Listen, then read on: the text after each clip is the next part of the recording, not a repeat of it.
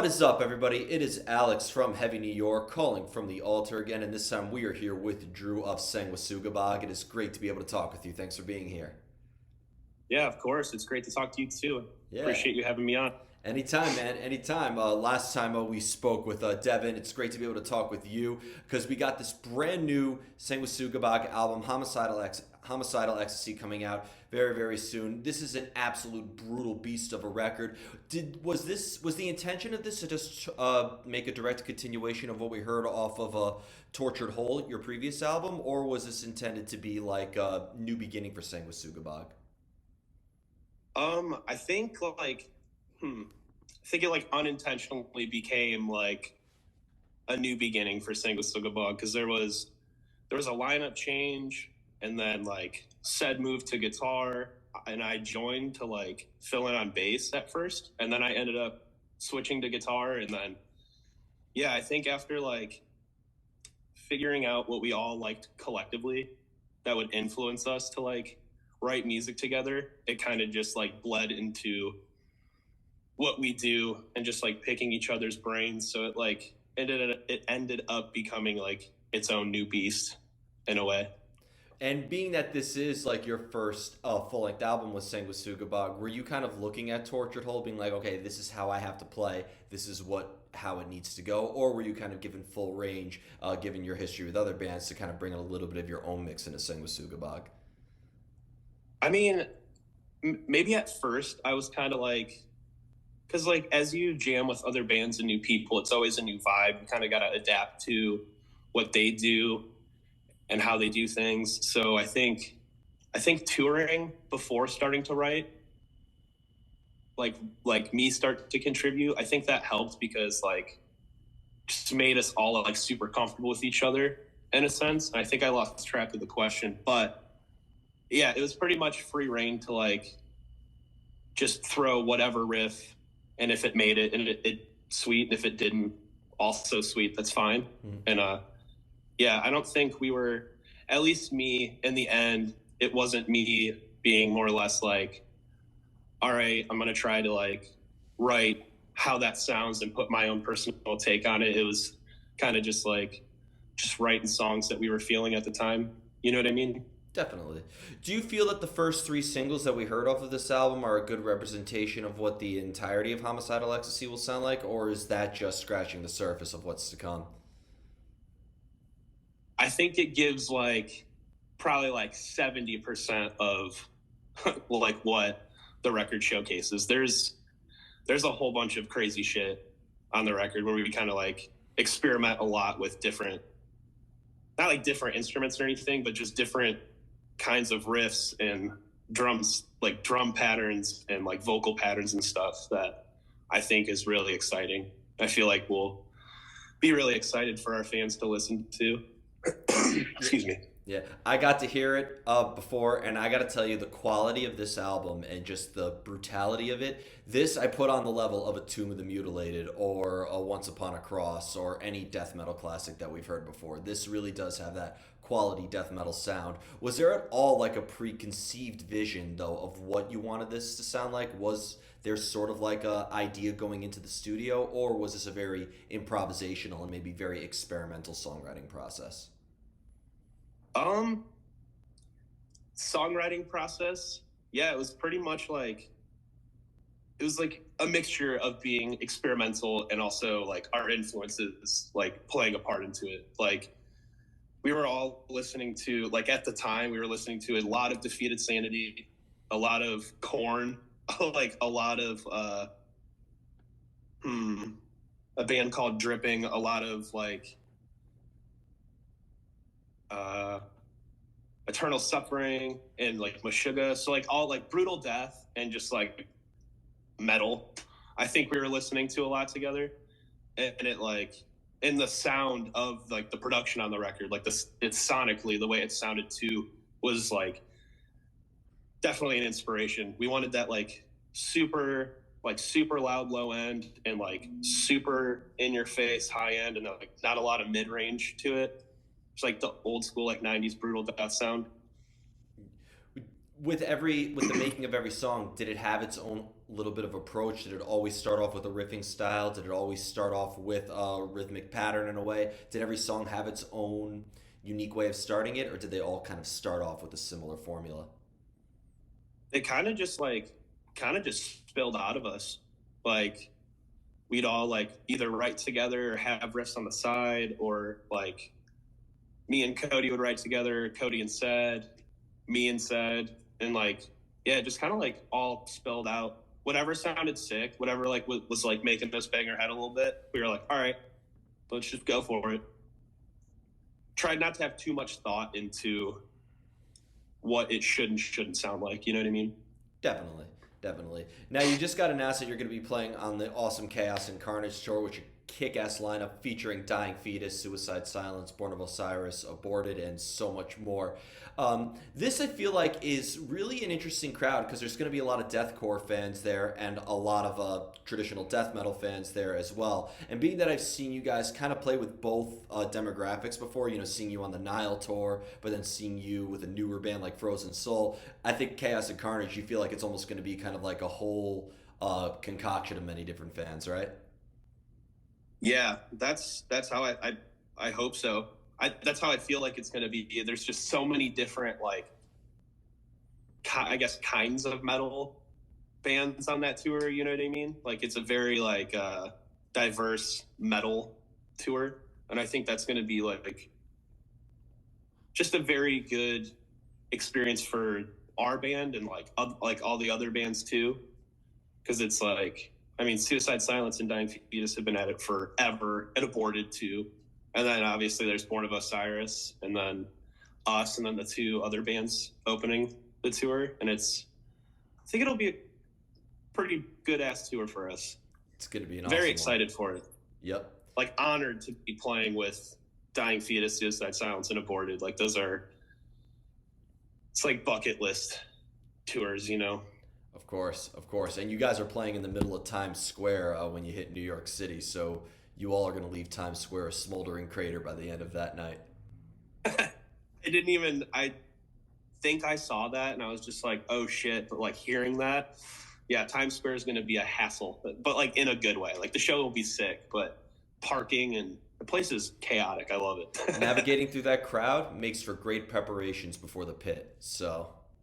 Hell yeah, you're right. You're totally right. Yep, and you'll probably have just as many people swinging at you as well. Now, I was diving down Metal Archives a little bit, and I checked out actually two other bands that you were allegedly in, bands such as Mika and Mutilatred. And I was just wondering, going back to those projects, was there at all a different mindset in those projects as opposed to Sanguisugabogg? Was it a different songwriting process, or is there a usual similar method behind the madness that kind of applies to everything you do? So, thank you for looking those up. That's awesome. I really appreciate that, by the way. So both of those bands are still active bands I'm in, and I'm actually going to make a practice after this tonight. So that's cool. But yeah, songwriting process, like, excuse me, with Mutilatred, it's very much like death grindy. So it's like whatever is just like pummeling, blast beat, mince beat, fucking slam riff, like whatever fits into that. It's kind of like one dimensional, but like not in a bad way, I would say. So like, yeah, the way we write songs is like very spur of the moment too. Like we'll just go to the practice space and like, we usually don't have like pre-consumed ideas or like preconceived ideas. Like it's usually just like on the fly, like our drummer will play something and then like our other guitar player will like play something over it and then we'll like suggest things and then like I'll write a riff to it. It's very sporadic and like just feel in the room, which is cool. And Manka's like honestly the same way, but with that it's more or less like we just want to be like just write really interesting riffs like Gorguts and like Portal type stuff. Good influence. Like our newer stuff that we haven't recorded and released yet is a little more on the lines of that. Kind of like, yeah, like Gorguts and like Neurosis type stuff too. It's It's an interesting combination there. I gotta be on the lookout for that album. Hell yeah. Yep. Could one project help you though bring new elements into another as well? Could maybe the experimental stuff that you were doing with Mika maybe help you with Sanguisugabogg in a way? Honestly, totally. Like, it definitely helps because, like I said earlier, like when you're jamming with other people, like not only is it something you have to adapt to, it's you learn things from those people and like you grow as musicians other ways and you learn different ways to play things and like kind of finding your own like way as a musician, I guess. And I think that like I'm still doing that every single day. Like will always want to learn more and like progress. But like, yeah, definitely like Mutilation and Minka and the people in those bands have influenced what I do still. Like with Sanguisugabogg and in Sanguisugabogg, the things I do with that band, what we do and like how Cedric, Devin, and Cody write as well, like influences me and inspires me to learn new things. And it definitely affects like riffs or ideas or even just little structure things to other projects I do, which is really cool. It's cool how all that can come full circle. Definitely, definitely. And being that I know that you originally started on Sanguisugabogg playing bass and had to switch into immediately playing guitar, did you almost feel like you had to learn how to play in Sanguisugabogg twice in a way, or was it fairly easy to like go from one to the next? It was actually super easy because I learned all the songs on guitar first because I didn't have a bass here or anything, so I'd just be jamming and reading guitar tabs, and I'm like, okay, when I go to play bass, it's just the single note or like maybe a couple notes are changed. But it actually helped immensely learning them on guitar because it was like one like a month of a month between tours, like from when I was playing bass to when I wasn't, and I wasn't really too nervous. The first week of shows, I was like, oh shit, hopefully it sounds fine. But yeah, I guess I'm still doing it, so I think the guys think it's good. Good enough. I've seen it before. You guys are killing it, so I think. Thank you, bro. You, but could maybe like having the rhythmic background on the bass help with the guitar playing as well? Did you almost think of Sanguisugabogg's music from a very rhythmical standpoint in a way? Um, totally, because like Sing with Sugabogg in general is very rhythmic, mainly due to Cody, our drummer. He's a fucking maniac. Like the way he plays drums blows my mind, and absolutely honored to be able to be like, oh shit, that's my dude. But he makes things like bounce differently than like I would think. Like I'll bring a riff to him and he'll like change it like adding his drums to it just like 180s how I thought it would be. So like but like with the rhythmic background I guess of the bass guitar, yeah, I suppose. And we tune down so low now too. Like we tune to F standard, so I think that has just like a natural like bassy tone to it as well. So it like adds to that. Like the rhythmic, like bouncy, headbangy shit. Do you find it easier to come up with riff ideas or different musical ideas when you're writing with your bandmates, or do you prefer to write more alone in isolation when there's nothing between you and your instrument? I like both, but I definitely get more inspired and am able to come up with things quicker than I would be able to at home when I'm around them because everyone's their worst critic. So I'll be at home sitting and playing guitar for fucking 4 hours and just like not liking anything I'm playing. You know what I mean? But then I'll be around them and I'll be like inspired, and then it'll be like pretty quickly just easier to come up with something. Do you would you say might be going a little deep within the riffs here, but like is the do you need to almost kind of put yourself in a specific atmosphere to cultivate that creative energy in a way? Do you almost have like a usual cave that you go to cultivate ideas, or is it maybe do ideas just kind of like strike out of the blue for you? Um, I don't know. Maybe subconsciously I think about things that'll like try to like channel a mood, but or like channel the energy of being able to like come up with something. But usually I'm just in the mindset of like, just want to create something that's like heavy to me, that I think is like, I guess, catchy, and like, I don't know, that's really it. Just something that sounds cool and is catchy to some sort of degree, you know? It's never too much of like an emotional state of writing, I guess. Yeah. Every now and then it for sure, but I couldn't really pinpoint specifics, I guess. Fair enough. Fair enough. When it comes to playing live, is there at all a similar energy that you channel into your live presence as you do when you're songwriting, or do you feel that playing live and songwriting are two completely like forms of self-expression? I think they're definitely similar in the way, because you're like trying to play your instrument as good as you can, but like they're also completely different, to me at least, and I know for my bandmates as well. Like when we're playing live, I feel like, I don't know, like someone's like fucking with me, you know, like I'm just like pissed, just like playing these songs, like playing the songs live definitely like gets you in like a vibe, like a mood of, I don't know, like, damn, we're playing the shit we wrote together live in front of people, and it just makes you like feel it, just get into it a little bit more. Yeah. And I've also seen Sanguisugabogg live at a different venues as well, from a place like St. Vitus that's very, intimate and very like, the crowd is on the stage pretty much. And then during the Yeah. Nile tour, seeing you play at like the Gramercy Theater where there's more of like a barricade and there's more of kind of like a distance between the band and the audience. Would you say that the venue could also maybe very much change the Sanguisugabogg experience? Uh, yeah, I'm sure. I mean, possibly, yeah. It's definitely like I love playing any kind of show. Like I'll still like get into it and like beat my body up while I'm playing, just because I'm feeling it, you know. But seeing us at like a smaller room, I think that's like our like where we can hone in like the right way. You know what I mean? Like where it's like the proper way to see us, I guess.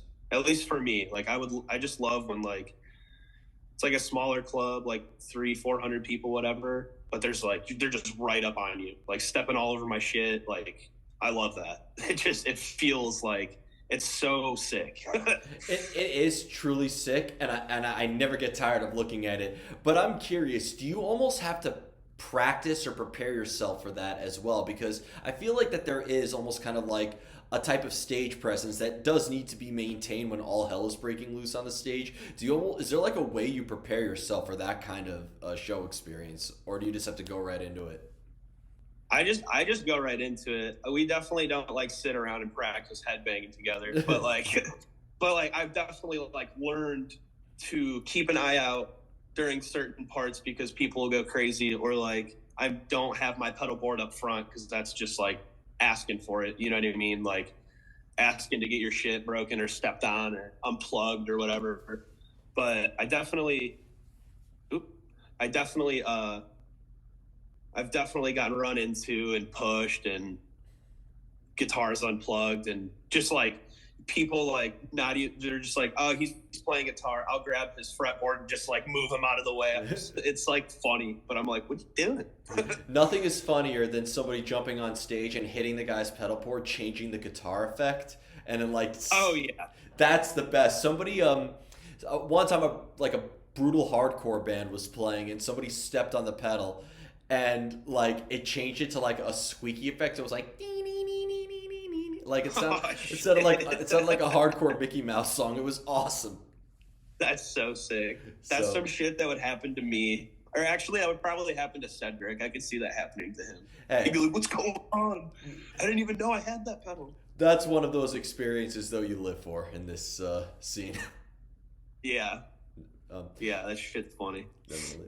So before we go, I want to thank you so much for your time today and for such an awesome chat, and thank you for this incredible album, Homicidal Ecstasy. It's definitely going to be a defining album for 2023. Is there just anything else that you would like to promote for Sanguisugabogg with the Chaos and Carnage tour coming, if you're allowed to talk about it, of course?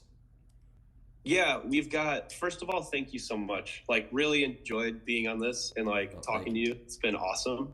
Um, I appreciate the kind words and the support. It means so much to me and all of us. But yeah, we have some headliner release shows that we're really like excited for. It's with Internal Bleeding, Vomit Forth, and You're the Knife. And that'll be, I think it's Grand Rapids, Michigan, Toledo, Ohio, Columbus, Ohio, and Indianapolis. Oh, Really excited for those. And then yeah, we have the shows with yeah, the Chaos and Carnage tour, and then we have a festival to play in Vancouver. I forget the name of it. I think it's Modified Ghost Festival.